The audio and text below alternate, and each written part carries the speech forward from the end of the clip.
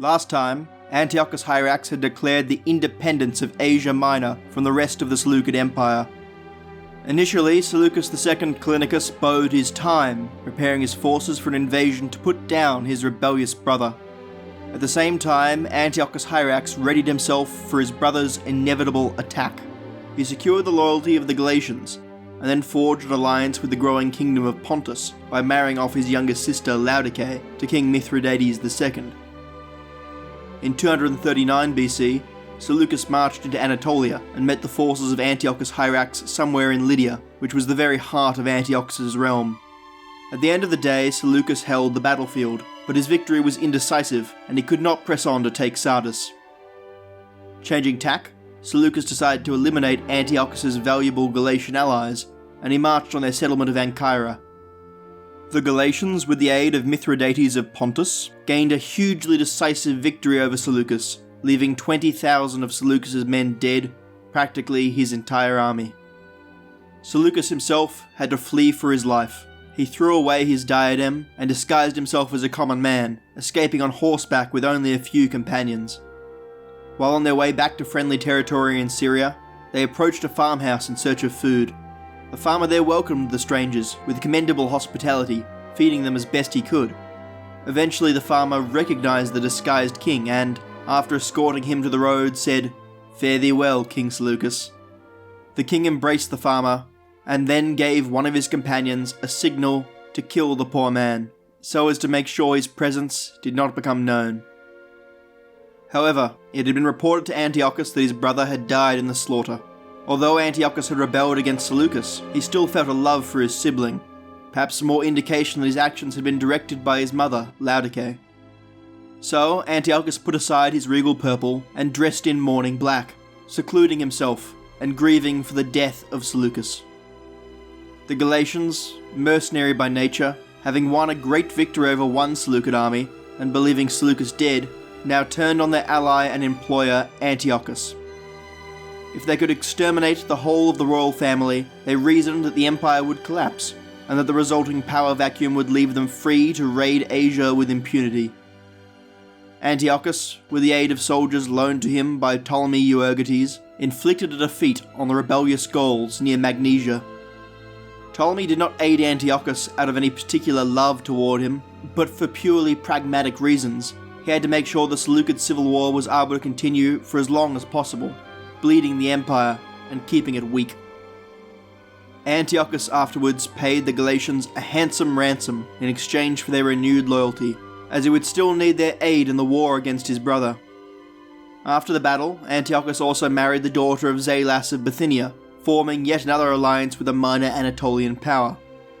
The Gauls then turned their covetous eyes to the lands of Pergamon, which had for the last 2 decades flourished in the absence of war. The Galatians marched on the territory of the city and demanded payment from Attalus, who reigned over it. He refused to do so, and, although he was greatly outnumbered, nevertheless courageously raised an army to meet them in the field, near the source of the river Caicus. On the eve of the battle, he had Sudinus, a Chaldean haruspex, perform a sacrifice. The seer cunningly wrote in mirrored writing on his hand with wet ink, so that after placing his hand underneath an organ of the sacrificial animal, he left an imprint. Then, once the offal was revealed, all about could see the message inscribed, "The King's Victory." This trick filled Attalus' soldiers with optimism, confident that their success was ordained to be by the gods. And so it was, with the Pergamese army achieving a decisive victory over the Galatians, and Attalus was thereafter hailed as the first king of Pergamon. Once Seleucus had returned to Syria, and this became known, Antiochus ceased his mourning, made sacrifices to the gods, and ordered celebrations throughout his domain. In the direct aftermath of the defeat, Seleucus' baggage train had been captured, and with it his favourite concubine, Meister, who had disguised herself as an ordinary servant girl. She was enslaved by the Galatians and shipped to the slave markets at Rhodes to be auctioned off.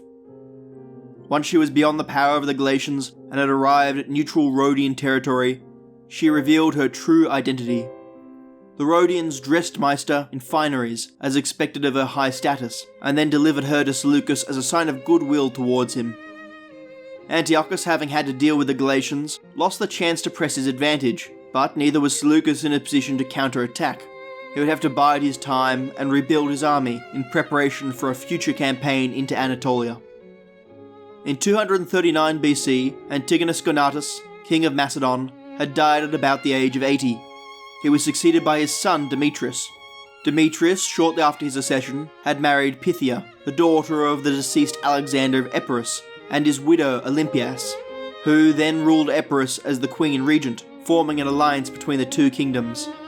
He also seemingly wished to abandon the close alliance his father had had with the Seleucid Empire, given the state the empire was in, being both vulnerable to attack and unlikely to be able to aid him in any of his campaigns. His first wife, Stratonike, the daughter of Antiochus Sota, was deeply upset by all this, so eventually she repudiated her husband, escaped his court, and fled to Syria, where she attempted to induce Seleucus to marry her and declare war on Macedon. Despite being his aunt, and despite the fact that Seleucus was in no position to start a new war, especially not one across the sea. Seleucus obviously refused, and so she raised up a revolt against him in Antioch. The king marched to the capital and easily put down this meagre rebellion, and so Stratonike fled, but she was eventually captured and executed. Soon after, Demetrius and his new wife would produce a son, Philip. In 234 BC, Boeotia, which had come under Aetolian control, was invaded by Demetrius. The region immediately submitted to his rule without any struggle. Despite no longer having control of the Isthmus of Corinth, the Macedonians continued to send troops by sea to the Peloponnese, and in 233 BC, a general named Bythus managed to defeat Aratus near Phylacea in Arcadia. Diogenes, the officer commanding the garrison at the Piraeus, near Athens, sent a letter to the Achaean garrison at Corinth, informing them of the death of Aratus and demanding their surrender. Aratus just so happened to be in Corinth at the time, so this demand was met with derision, and the Achaeans launched a punitive attack on Athens in response. Once they had reached Plato's academy, their point that Aratus was very much alive had been made, and they withdrew. Demetrius suffered another setback shortly afterwards in 232 BC, when a revolution took place in the allied kingdom of Epirus. Olympias, now that her children had come of age, relinquished power to her firstborn son Pyrrhus. He died shortly after coming to power, and was replaced as king by his brother Ptolemy. Ptolemy himself then died of illness while on campaign, and with both her sons dead, Olympias died of grief. This left two young girls, the children of Pyrrhus II, as the last members of the royal family. An uprising now occurred, with one of the girls being killed by the mob, with the other managing to escape to Sicily, and a federation of democratic cities was established in Epirus. This new democracy immediately fell into civil strife, and was invaded by the Illyrians, who easily subjugated much of the region. The Aetolians sought to take advantage of this, and expanded into former Epirot lands in Acarnania.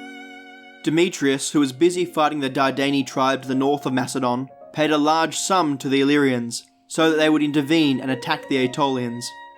The Illyrians inflicted an extraordinary defeat on the Aetolians, who were besieging the city of Medion, and, emboldened, then expanded their raids across the west coast of the Peloponnese, including seizing the ships and goods of traders going to and from the Italian peninsula. In 229 BC, the Dardanians defeated Demetrius in a battle, but the consequences of this engagement are unknown to us, although Demetrius did die shortly thereafter. This left his son Philip as king, with his father's cousin, Antigonus Doson, as the regent until the boy came of age. Antigonus rapidly was able to inflict a reverse on the Dardanians, avenging the defeat of Demetrius. The Aetolians had attempted to take advantage of the change in regime, and advanced into Thessaly, but Antigonus counterattacked and repelled them also. After having accomplished these deeds, he was unsatisfied with merely being a regent, and so declared himself king in his own right. Meanwhile, the raids which the Illyrians had undertaken against Italian vessels had not gone unnoticed, and soon raised the ire of a growing power in the west, the Roman Republic. Just off screen, so to speak, from the rest of our drama, the Roman state had been going from strength to strength, managing to repel Pyrrhus of Epirus in the first half of the 3rd century BC, and just recently having won a long war against Carthage, the great trading power of North Africa. In a little more than a century, Rome had gone from controlling Latium to having conquered the whole Italian peninsula south of the river Rubicon, as well as Corsica, Sardinia, and Sicily, with the exception of Syracuse, which was allied to Rome. Now in 229 BC, the Romans declared war against the Illyrians and crossed the Adriatic with their armies for the first time. The Romans arrived at the city of Corcyra on the island of Corfu, whose Illyrian garrison surrendered and whose people welcomed the Romans as liberators. The Romans then took Apollonia on the mainland, again without a fight. The Romans proceeded in this manner, fighting where they had to, with little difficulty, and in such a way conquered much of Illyria, annexing part of their conquests, while placing the others under the rule of Demetrius of Pharos, a Roman ally. Teuta, the queen of the Illyrians, was subject to a harsh treaty, forcing her to pay tribute to Rome and restricting her territory to a small rump state in the north of Illyria. At the same time, Epirus, now freed of Illyrian rule, reasserted itself as an entity, albeit a far diminished one. In Parthia, Andragoras, the independent ruler of the province, had been overthrown. His realm had been invaded by a migratory tribe of mounted steppe warriors called the Parni. The war against them raged on for some time, but Andragoras was gradually pushed further and further back until he was finally captured and executed. Going forward, the Parni will simply be referred to as the Parthians, as that is how they came to be known. Their leader, Arsazes, now declared himself king, beginning the Arsacid dynasty. As king, he would conduct himself in a manner both honourable and courageous, and would through the course of his reign work to improve his kingdom. In 235 BC, King Diodotus I of Bactria died of natural causes, and was succeeded by his son, also called Diodotus. An embassy of Parthians established good relations with him, and the two realms would remain in mutual peace. Seleucus, however, could not allow these breakaway kingdoms to remain. Their mere existence was an indictment on the power of his empire. Having now rebuilt his army, circa 229 BC, Seleucus marched into Parthia, accompanied by his two teenage sons, Seleucus and Antiochus, and his campaign was initially victorious, putting Arsazes to flight. But soon news of an attack in the west came to the Seleucid king, and he was forced to abandon his campaign in order to react to this, giving Arsazes the opportunity to recover. Attalus I, emboldened by his victory at the river Caicus, had begun a campaign into the territory of Antiochus. The exact sequence of events is unclear, but around 229 BC, he fought a battle against Antiochus in the region of Lydia, in which the Seleucid king was defeated. At about this time, Zalas of Bithynia was murdered by some Galatians during a feast, depriving Antiochus of a valuable ally in his time of need. Attalus then deflected a counterattack on Pergamon itself, and went in for the killing blow, with the two sides meeting in 228 BC for the decisive battle on the shores of Lake Coloe, just outside Antiochus' capital of Sardis. This was yet another victory for Attalus, this time taking the capital and forcing Antiochus to flee south to Caria. Attalus pursued him, and in a subsequent battle near the river Hyraspes, he routed Antiochus' now demoralized and battered army, and in so doing, gained control over much of Anatolia. Attalus had now turned Pergamon from little more than a city-state into an empire, and in commemoration of these victories he would erect a great monument on the Acropolis of Pergamon, dedicated to Zeus and Athena. Shortly after this, Antigonus Doson intervened in Caria, forming an alliance there with Olympicus, the Seleucid governor of Alinda, not far from Miletus. Antiochus, having given up all hope of defeating Attalus, instead made a desperate gamble and marched with what men remained loyal to him into his brother's domain. His force came into northern Mesopotamia over the Macaeus Mountains, with the support of Arsames, the king of Armenia, who had taken advantage of the Third Syrian War to seize control of territory just over the Seleucid border, and had established there the city of Arsamea. Seleucus abandoned his campaign in Parthia to respond to this invasion, but while he was returning west, his generals in the area, Achaeus and Andromachus, launched a counterattack.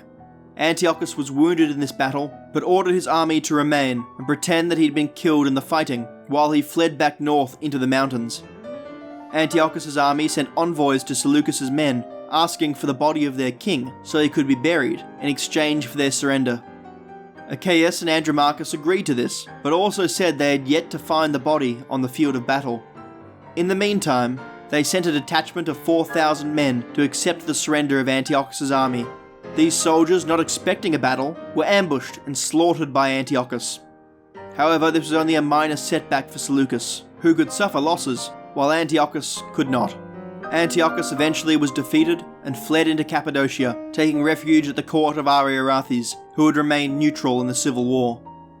Antiochus secretly conceived a plan to overthrow his host and seize his kingdom, but his treachery was discovered, and he once again was forced to flee.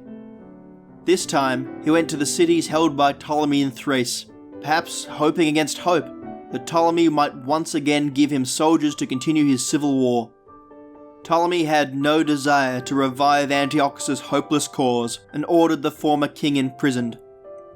He was released from his prison by a courtesan who he had known and fled further into Thrace. There, Antiochus was found by a party of Gallic bandits from Tylis, who murdered him. One Gaul then mounted the king's horse, which refused to obey its new rider, and madly galloped off the edge of a cliff, killing both horse and rider. In 225 BC, Seleucus, now that his long civil war was finally resolved, planned to invade Anatolia, defeat Attalus, and re-establish Seleucid authority there. However, before he could launch this new campaign, he fell from his horse while riding, and died at about the age of 40. Seleucus II Callinicus had a troubled reign. Due to the machinations of his mother, Laodice, he came to power at a young age, severely lacking in experience, and he seemingly spent the initial years of his reign as something of a puppet of his mother. During this period he lost most of the empire to the forces of Ptolemy Euergetes, who, despite not being an old ruler, was nearly twice Seleucus' age, and the difference in experience was obvious to see. Although saved by Ptolemy's internal conflict, Seleucus did begin to assert himself more, and was able to win some victories and retake a lot of the empire. This seems to have come at the price of alienating his mother, who would then put her efforts into aiding Antiochus Hierax and further dividing the empire. The subsequent conflict would prove too much for Seleucus to resolve himself, particularly given Antiochus was quite diplomatically successful, gaining the aid of Galatia, Pontus, Bithynia, Armenia, and even Ptolemy himself, for a time. On the other hand, Seleucus was left diplomatically isolated, unable even to restore the old alliance with the Antigonid dynasty. All that being said, towards the end of his reign, the realm had been stabilized, and he had become a competent leader, defeating the Parthians and his brother in battle. In yet another what-if situation, had he lived longer, he now had the tools and the knowledge to retake Anatolia and the eastern provinces. But he did not live longer, and the minor successes of his later rule do not outweigh the catastrophic failures in his earlier years, and so his kingship must be adjudged to have been a failure. Next time we'll cover the brief reign of Seleucus III Koronos, and the early reign of his brother Antiochus III, who will attempt, once again, to put the empire back together. If you have any comments, criticism, or questions, please post them below, and thank you for listening.